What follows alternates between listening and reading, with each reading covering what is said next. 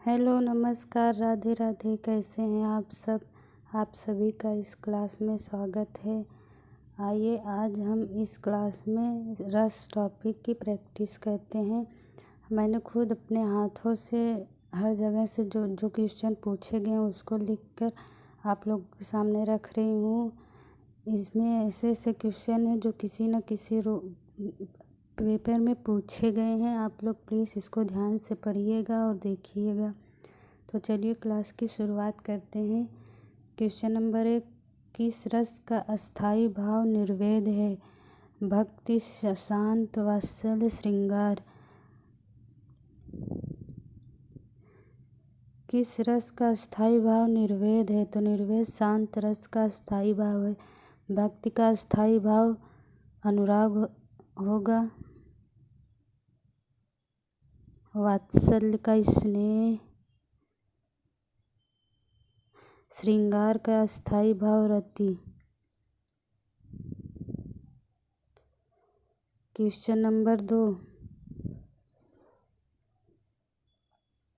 मन रे तन कागज का पुतला, लागे बूंद बिनस जाए छिन में, गर्भ करे क्या इतना। निम्न में पंक्ति में कौन सा रस है? भक्ति, श्रृंगार, करुण, शांत। मन रे तन कागज का पुतला, लागे बूंद बिनस जाए छिन में, गर्भ करे क्या इतना। तो इसमें शांत रहने की भावना दिखाई दे रही है। इसमें शांत रस होगा, भक्ति नहीं होगा, श्रृंगार नहीं होगा, करुण नहीं होगा। क्वेश्चन नंबर 3, रस की संख्या कितनी है? Option A 8, 7, 9, 10। यहाँ से 3 क्वेश्चन बनते हैं। इसमें कभी कभी पूछ लिया जाता है रस की संख्या कितनी है, और एक पूछा जाता है रस की कुल संख्या कितनी है, और पूछा जाता है भरत मुनि के अनुसार रस की संख्या कितनी है। तो इसमें पूछा है रस की संख्या कितनी है, तो रस की संख्या 9 होगी, 8 नहीं होगी। क्वेश्चन नंबर 4, भरत मुनि ने रसों की संख्या कितनी मानी है? 9, 8, 10, 11। तो भरत मुनि ने रसों की संख्या 8 मानी है। 9वां रस कौन सा है? शांत रस, जिसका स्थायी भाव निर्वेद होता है।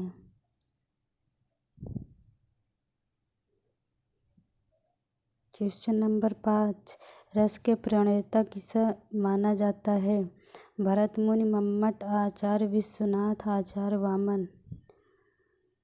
तो रस का प्रणेता भरत मुनि को माना जाता है। क्वेश्चन नंबर 6, रसों की कुल संख्या कितनी है? 8, 9, 10, 11।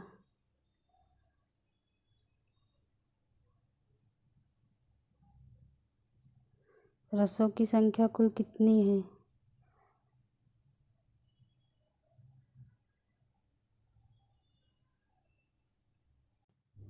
तो रसों की कुल संख्या 11 है। अगर रसों की कुल संख्या पूछी जाए तो 11, और रसों की संख्या पूछी जाए तो 9, भरत मुनि के अनुसार पूछी जाए तो 8। इसको ध्यान रखिएगा। क्वेश्चन नंबर 7, केशव कही न जाय का कहिए, देखत तब रचना विचित्र, अति समुझ मन ही मन रहिए। इस पंक्ति में कौन सा रस होगा? रौद्र रस, शांत रस, भयानक रस, अद्भुत रस।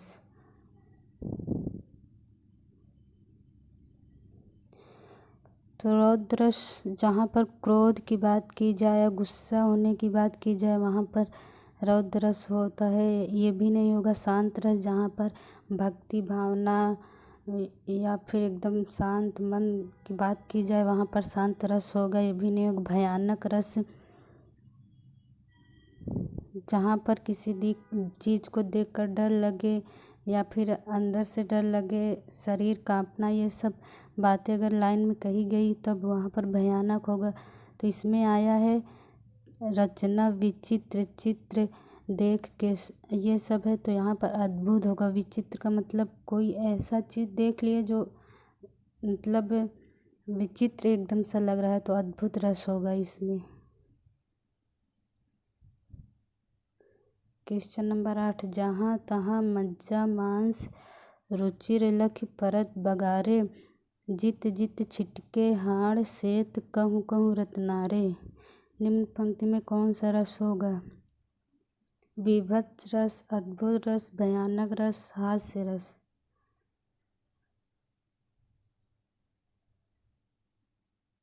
तो यहाँ पर विभत्स रस होगा। जहाँ पर भी मांस, मज्जा, हाड़ या हड्डी, खून ये सब पंक्ति में दिखे वहाँ पर विभत्स रस होगा। अद्भुत रस का स्थायी भाव विस्मय होता है।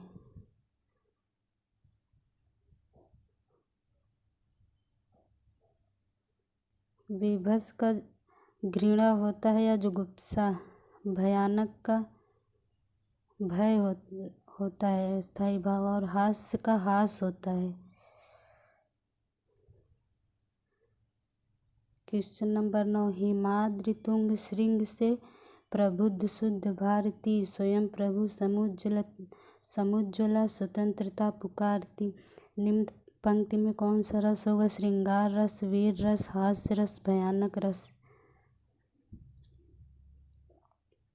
तो इसमें वीर रस होगा। यहाँ पर स्वतंत्रता की बात की गई है या फिर या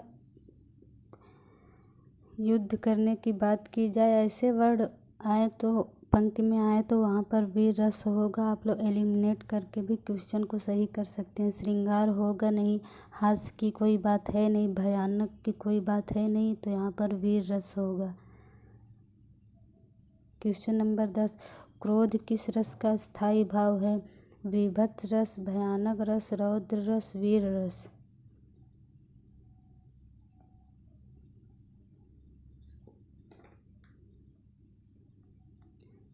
तो क्रोध रौद्र रस का स्थायी भाव है। विभत्स का होगा जुगुप्सा।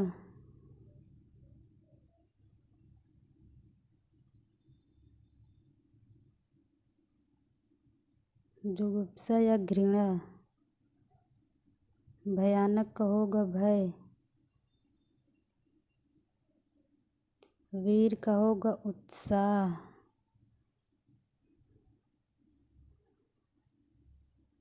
क्वेश्चन नंबर 11, प्रिय वह मेरा प्राण प्यारा कहाँ है, दुख जल निधि में डूबी सहारा कहाँ है। निम्न पंक्ति में कौन सा रस होगा? श्रृंगार, रौद्र, करुण, शांत।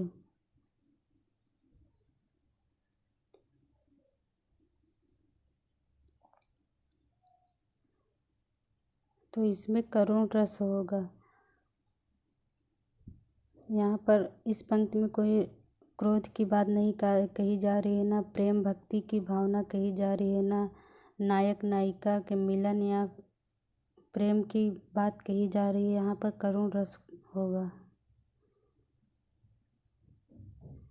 क्वेश्चन नंबर 12, अखिया हरि दर्शन की भूखी, कैसे रहें रूप रस राची ए बतिया सुनि रूखी। निम्न पंक्ति में कौन सा रस होगा? वीर रस, वियोग श्रृंगार रस, शांत रस, संयोग श्रृंगार रस। अखिया हर दर्शन की भूखी, कैसे रहें रूप रस राची ए बतिया सुनि रूखी। तो इसमें वियोग श्रृंगार होगा। संयोग नहीं होगा। संयोग वहाँ पर होता है जहाँ पर नायक नायिका का मिलन होता है। वियोग वहाँ पर होता है जहाँ नायक नायिका का अलगाव होता है। क्वेश्चन नंबर 13, निम्नलिखित में से कौन सा विभत्स का विरोधी है? इनमें से कौन सा विभत्स रस का विरोधी रस है? भयानक, वीर, श्रृंगार, करुण।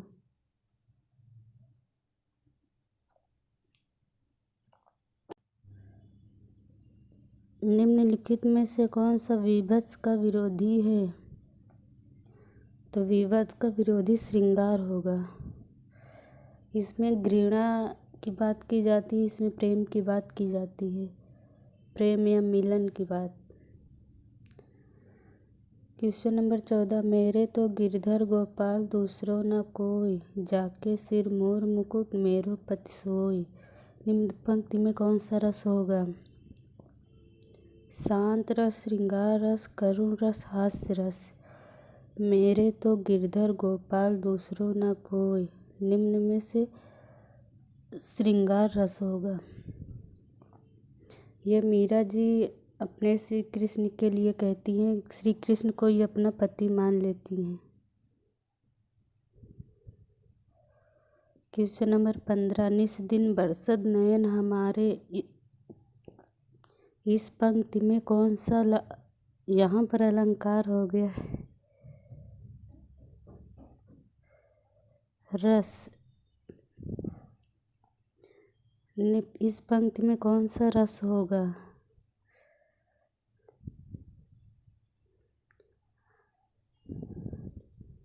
वीर रस, भयानक रस, वात्सल रस, श्रृंगार रस। तो यहाँ पर श्रृंगार रस होगा। क्वेश्चन नंबर 16, कुरुक्षेत्र कविता में मुख्य रस कौन है? वीर रस, श्रृंगार रस, करुण रस, वात्सल रस। कुरुक्षेत्र कविता में मुख्य रस वीर रस होगा। क्वेश्चन नंबर 17, रस सूत्र के जनक माने जाते हैं? भरत मुनि, अभिनव गुप्ता, तुलसीदास, भट्टनायक। तो रस सूत्र के जनक भरत मुनि माने जाते हैं।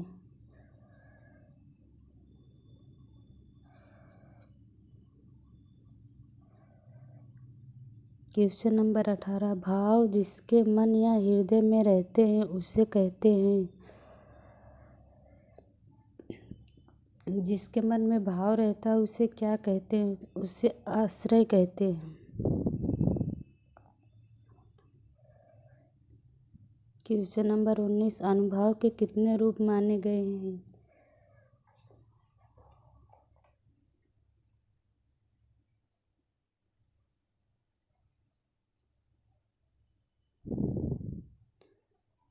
अनुभाव के 4 रूप माने गए हैं। सात्विक, कायिक, संचारी भाव, अस्थाई भाव।